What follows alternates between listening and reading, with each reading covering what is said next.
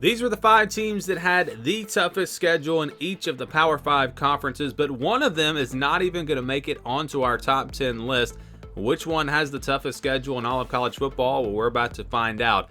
What's going on, YouTube? This is SG1 Sports, and you're watching our college football channel. Going to give you the 10 toughest schedules for this upcoming 2023 college football season.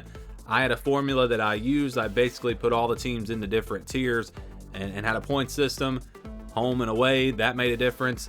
You get penalized for playing FCS teams, all kinds of things that went into my formula, and I'm going to give you the 10 toughest schedules right here. So we'll start with number 10, Ole Miss. The Rebels have a pretty tough schedule. You look at the non-conference, they'll play Tulane, they'll play Georgia Tech. An easy draw with Mercer, ULM, pretty easy games there in the non-conference, but they have to play, again, Georgia Tech and Tulane in the non-conference. They'll play all the teams in the SEC West, obviously, and they have to play Georgia out of the East. So you're talking about Georgia, Alabama, LSU, 3 Tier 1 teams for me. And if you wonder who's in my tier number 1, if you go watch the pre-spring top 25, those top 14 teams, those are the Tier 1 teams. And so, yeah, this is a pretty tough schedule because of Tulane and Georgia Tech in the non-conference and because they have to play Georgia out of the East. Number 9 is Utah. This is a very tough schedule here. Look at their non-conference, Florida and Baylor. So you're talking about 2 Power 5 teams. Now, these aren't 2 top 25 teams this year necessarily. I think Baylor has a chance to be a top 25 team, and I don't think Florida's that far away either. So that's a very, very respectable non-conference schedule there. And then you look at who they play in the Pac-12. They're going to play USC. They're going to play Oregon. They're going to play Washington. So the other 3 top teams in the Pac-12, we're talking about 3 Tier 1 teams there. Also Oregon State and UCLA as well. Those are Tier 2 teams for me. So you're playing a couple of those teams as well. And they also play 1, 2, 3, 4, 5 road games. Some teams actually play 6 road games. We'll get to some of those here in the top 10. But Utah comes in at number 9. Number 8 is West Virginia. Look at the non-conference. They'll play on the road at Penn State. They'll also play Pittsburgh. So you're playing a Tier 1 team in Penn State on the road, a Pittsburgh team who's a Tier 2 team. And Tier 2, those are teams that are not in that top 14, but they're in the top 25, or at least teams that I considered in my pre-spring top 25, if you're wondering about what Tier 2 is. But you look at those games, they'll have to play TCU on the road, Oklahoma on the road, Baylor at the end of the season on the road. It's a pretty tough schedule. It could be worse, though. They don't play Texas, so I think that's a positive. They don't play Kansas State. But because of the fact that they have Penn State and Pittsburgh and then 9 conference games in the Big 12, that's enough to put them at number 8. Number 7 is California. Cal will play Auburn in the non-conference, but then they play North Texas and Idaho, so their non-conference schedule is not horrible. They'll play Washington, though, on the road. They'll play Utah on the road. They'll play Oregon on the road. They get USC as well, so you're talking about 4 Tier 1 teams there coming out of those 4 top teams in the Pac-12. They'll also play UCLA on the road. They get Oregon State, so those next 2 teams in the Pac-12.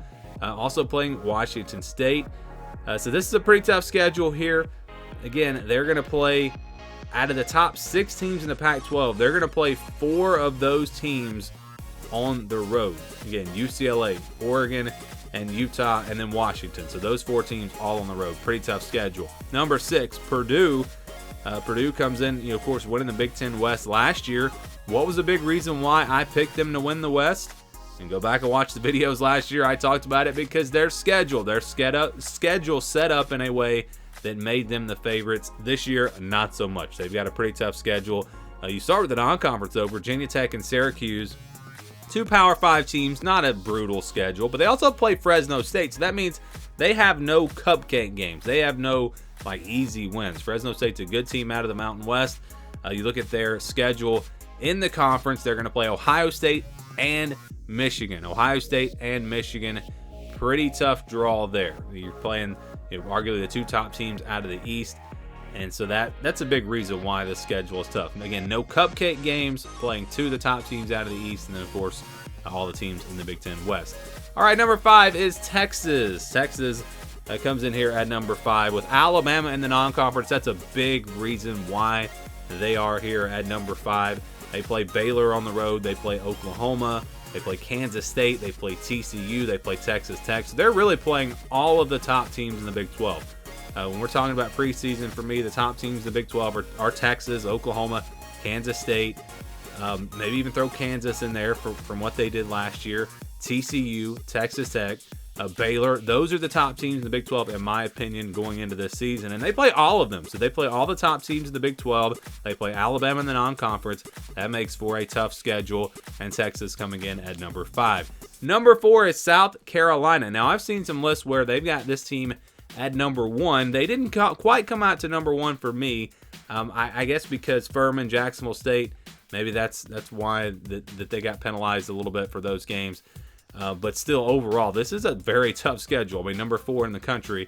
You've got North Carolina and Clemson in the non-conference. So Clemson's a Tier 1 team. North Carolina's a Tier 2 team. They'll play Georgia, of course, in the East. They'll play Texas A&M. That's a Tier 2 team for me this year. And then Mississippi State. So they don't have a horrible draw. They don't play Alabama or LSU out of the West. If they had to play one of those teams, then I think maybe South Carolina would have an argument for the toughest schedule in the country. And again, it's a very tough schedule with Clemson and North Carolina in the non-conference, but not quite the toughest, in my opinion. So let's go to number 3 now. Michigan State. This one is really tough as well. I mean, when you play in the Big Ten East, you're going to have, and your name's not Ohio State, Michigan, or Penn State, you're automatically going to have 3 Tier 1 games because you're going to have to play those 3 teams, Michigan, Penn State, and Ohio State. And so you're already going to have to play those teams. And then they'll play Washington in the non-conference, who's also a Tier 1 team. They play Iowa out of the West on the road, Minnesota out of the West on the road, Nebraska, who could be pretty good this year. So this is a really, really tough schedule for Michigan State because of, again, playing in the Big Ten East and then also having to play Washington in the non-conference. Number 2 is Colorado. I talked earlier about a team having 6 true road games. Well, Colorado has 6 true road games. TCU, Oregon, Arizona State, UCLA, Washington State, and Utah. You look at the non-conference, they're going to play TCU, team that just went to the college football playoff last year. Play them on the road. They'll also play Nebraska, who I expect to be pretty good this year. They're a Tier 3 team for me, not quite a Tier 2. I didn't consider them for the top 25, but I think they have a chance to maybe get into that Tier 2. They could be pretty good this year. We'll see. But they'll play Oregon, again, on the road. USC is going to be a tough game. UCLA and Oregon State. Utah at the end of the year. Colorado State's really their only easier game on this whole schedule. And when you've got 6 true road games, you've got a non-conference schedule like this, you've got to play some of these really good teams in the Pac-12 this year. I'm telling you what, the Pac-12 is going to be really good this year. They're going out with a bang, in my opinion. I know USC and UCLA are going to be gone, but that conference overall this year might be the 3rd best Power 5 conference. And Colorado's got to, again, face those games in the Pac-12, but also TCU and Nebraska and 6 road games. Put all that together, and they come out with the 2nd toughest schedule. But number 1, we go back to the SEC, the Florida Gators. Take a look at this schedule. So they've got Utah in the non-conference. They've got Florida State in the non-conference. 2 Tier 1 teams right there. They'll play Georgia in the division. That's a Tier 1 team as well. And LSU, of course, out of the West. They play them every year. So you're going to have LSU in there also. Arkansas, a pretty good team there as well. All the other teams in the SEC East. This is a really, really tough schedule. They have Utah on the road, Kentucky on the road, South Carolina on the road, LSU on the road, Missouri on the road, and Georgia's a neutral site game. So they have 6 games away, not 6 true road games, but 6 games away from home. Only 6 home games this year, and a very, very tough non-conference schedule.